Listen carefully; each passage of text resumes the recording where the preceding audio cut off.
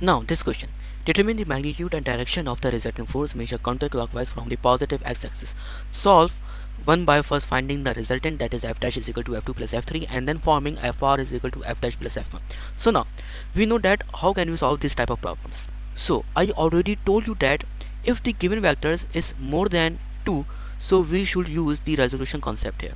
Okay, so now for the resolution concept we have to break our vector into its components. So let me draw a diagram. This is basically our vertical axis and this is our horizontal axis. This is nothing but 200 Newton, which makes an angle of 150 degree with vertical axis, and this is our 300 Newton force act vertically downward, and this is our 400 Newton force which makes an angle 90 degree with 200 Newton. So just look step by step. So this is our basically vertical axis and this is nothing but horizontal axis. This is our basically 200 Newton force which makes an angle of 150 degree with vertical axis. We know that the angle of a straight line is basically 180 degree. So if you subtract this whole 180 degree with this particular amount of angle here, you can get this angle. So that the 200 Newton force makes an angle of, let's suppose, alpha with vertical y-axis. Okay, so alpha is equal to 180 degree minus 150 degree, which is equal to 30 degree. So 30 degree basically is the angle of 200 Newton force measured from the positive y-axis. So this is basically 30 degree. If we really want to find out how much angle is formed by the 200 Newton force from the positive x-axis, so this is basically complementary angles, so which is 90 degree minus 30 degree, which is equal to 60 degree. So 60 degree is basically the angle of 200 Newton measured from the positive x-axis here. Oops.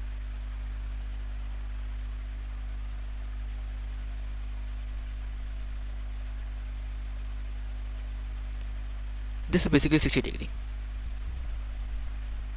Now what about the 400 Newton? So we know that the 200 Newton force makes an angle of 60 degree with positive x-axis.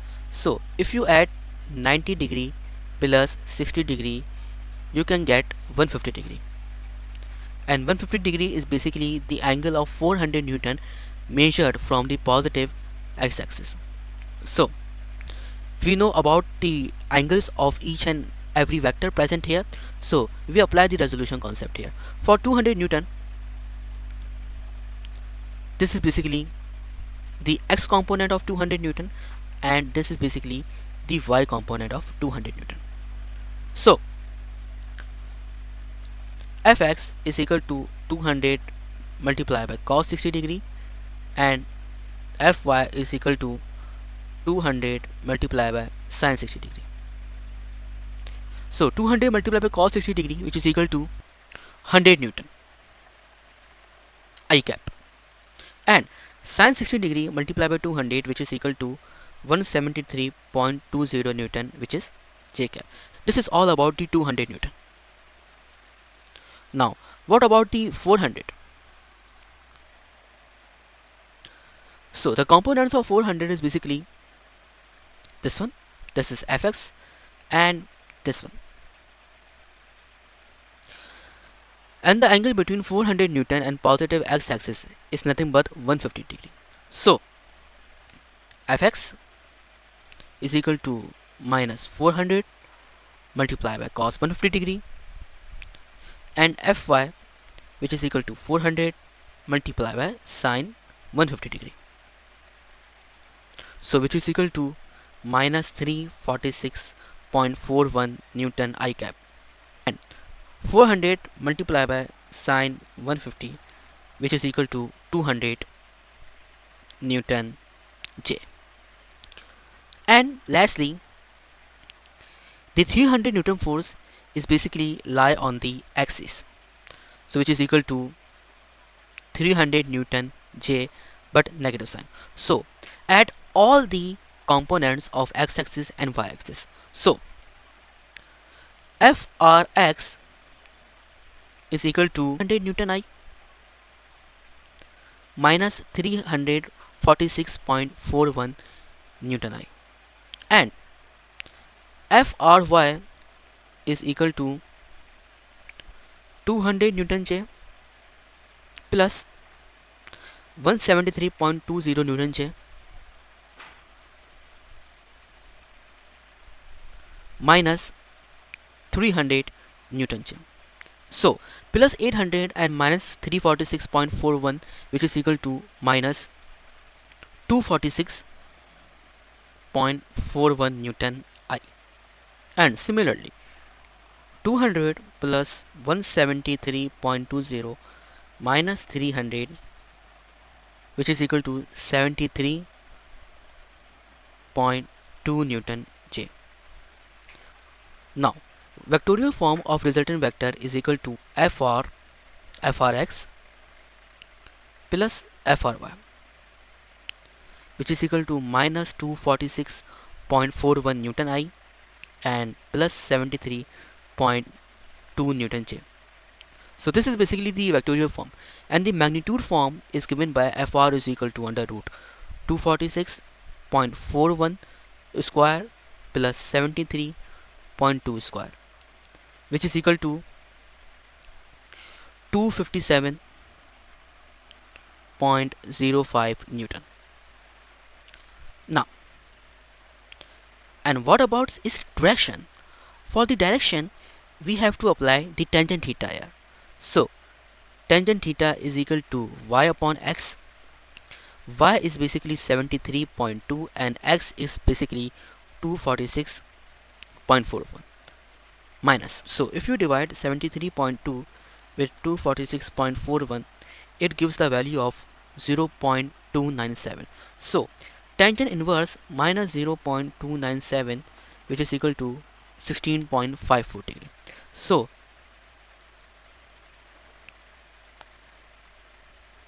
the angle of resultant vector, it is equal to 16.54 degree. Now your question has been solved here, but this is basically the clockwise angle of the resultant vector. If you want to find out the counterclockwise or anti-clockwise angle of the resultant vector, you should subtract 180 degree with this given particular angle. So 180 degree minus 16.54 degree, which is equal to 163.46 degree. This is basically anti-clockwise angle of resultant vector from the positive x-axis. Now let me show you how the resultant vector angle is formed here by the help of these two vectors. So Frx, which is equal to minus 246.41 Newton I, it tells us that this vector is lying along the negative x-axis direction. So this is basically the Frx. And Fry, which is equal to 73.2 Newton J, it tells us that this vector is lying vertically upward direction. So this is basically the Fry. Now apply the head to tail rule here, which states that you have to put the tail of second vector on the head of first vector like this. Now this is basically Fry, and if your given vectors is finished, then join the tail of first vector to the head of last vector like this. So this is your resultant vector. Now this is basically positive x-axis and this is nothing but the negative x-axis.